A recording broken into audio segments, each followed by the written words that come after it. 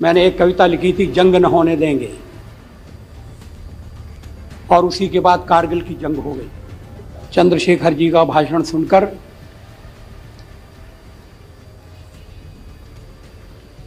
महाभारत के मैदान में खड़े हुए अर्जुन की याद आई।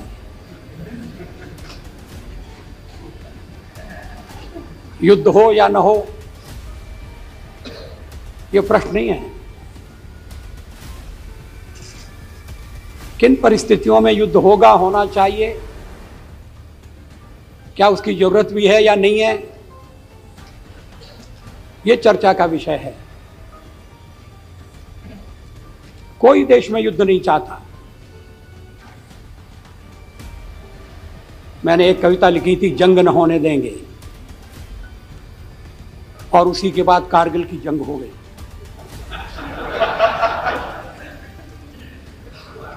अगर देश तैयार न होता और केवल जंग न होने देंगे इसी कविता में खो जाता, तो देश के साथ हम बड़ा अन्याय करते। हम तो शांति का संदेश लेकर गए थे, सफलता नहीं मिली। अब कहा जाता है आप गए क्यों, बड़ी मुश्किलें, न जाएं तो आप जाते क्यों नहीं, जाएं तो आप गए क्यों। लेकिन इस चर्चा में सकारात्मक दृष्टिकोण उपस्थित किया गया है। मैं सब दलों के नेताओं को धन्यवाद देना चाहता हूं। जैसा मैंने प्रारंभ में कहा कि ये राजनीति का वक्त नहीं है। राष्ट्र के अस्तित्व को चुनौती दी गई है, हमारी अस्मिता को ललकारा गया है। संसद भवन क्यों?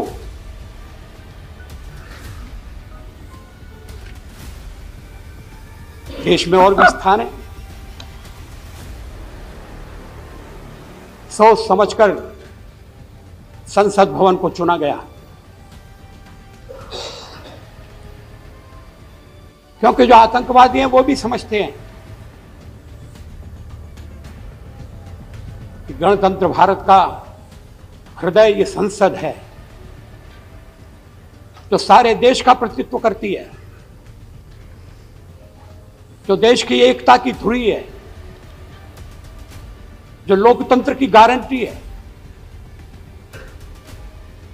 जो सबको साथ रखकर चलने का एक महान प्रयत्न है। इस पर प्रहार करो। ये काम सोच समझकर किया गया है। मैं नहीं समझता ये अनायास हुआ है। मैं नहीं समझता कि ये जो आतंकवादी बंदूकें लेकर आए थे या आत्महत्या की तैयारी करके आए थे और जिन्होंने उनको भेजा था, उन्होंने इस सवाल को गहराई से नहीं सोचा होगा। सोच समझकर उन्होंने एक कदम उठाया, खतरनाक कदम उठाया। मुलायम सिंह जी को इस संबंध में किसी तरह की गलतफहमी नहीं होना चाहिए।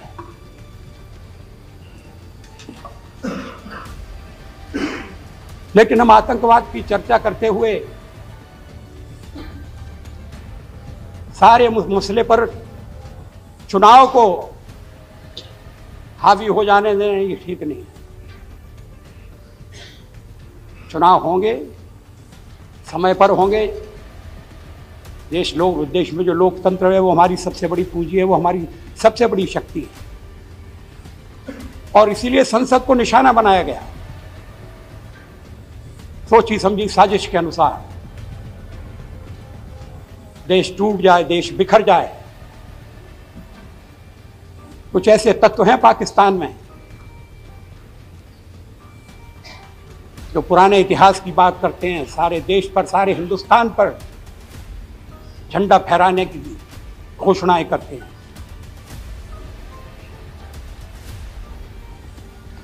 एक बार जब देश का बंटवारा हो गया, हमने उसे स्वीकार कर लिया। जब मैं लाहौर गया था और मीनार पाकिस्तान पर मुझे जाने का अवसर मिला, तो मुझे सलाह दी गई थी कि मैं न जाऊं, लेकिन मैंने कहा कि नहीं, ये गलत बात होगी। मैं उस पर गया और मैंने कहा कि हमें एक ऐसा पड़ोसी चाहिए जो उन्नति करे, जो विकास करे, जो शक्तिशाली हो। कभी कभी दुर्बलता में से भी दुस्साहस पैदा होने की भावना होती है। पाकिस्तान इस मनोवस्था से ग्रसित है कि भारत ने देश के बंटवारे को स्वीकार नहीं किया। ये गलत है। जनरल मुशर्रफ से भी मैंने कहा था कि हमारे लिए वो अध्याय बंद हो गया,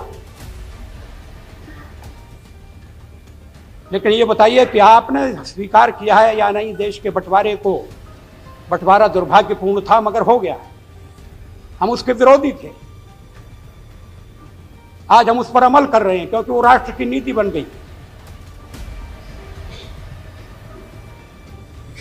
पाकिस्तान में इस तरह के तत्व सक्रिय हैं, पाकिस्तान की सरकार भी जानती है और हम भी जानते हैं। इसीलिए इस कांड के बाद हमने पाकिस्तान से कहा है, जो आतंकवादी संगठन इस दुस्साहस के कार्य में शामिल हैं, जिन्होंने इसका संगठन किया, योजना बनाई, उनके खिलाफ कार्रवाई होनी चाहिए। हम उम्मीद करते हैं कि कार्रवाई होगी, लेकिन हम केवल कूटनीतिक तरीके के ऊपर भरोसा करके नहीं बैठे हैं। हम विश्व के जनमत को भी बना रहे हैं, जैसा सुझाव दिया गया, और इस सवाल पर जनमत हमारे साथ है। ये आत्मविश्वास हमें होना चाहिए, ये भरोसा हमें होना चाहिए। इस बीच में कई देशों की मैंने यात्रा की। भारत की ओर दुनिया एक भरोसे की नजर से देख रही है। भारत का लोकतंत्र एक वर्धमान लोकतंत्र है।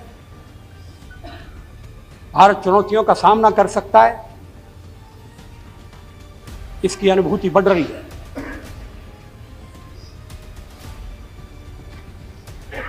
लेकिन आतंकवाद का मुकाबला हमें अपने बल पर करना पड़ेगा, अपनी शक्ति से करना पड़ेगा। हमारी स्थिति के बारे में संसार के सभी देशों को परिचित किया गया है। वो स्वीकार करते हैं कि आपको आत्मरक्षा के लिए कदम उठाने की इजाजत है, कदम उठाने का अधिकार है, लेकिन फिर कहते हैं कि नहीं, जरा सोच समझ कर करिए। हम सारे कदम सोच समझ कर ही उठा रहे हैं। भविष्य में भी जो कदम उठाएंगे उन्हें पूरी तरह से सोच समझकर, उनके हर पहलुओं पर विचार करके उठाएंगे।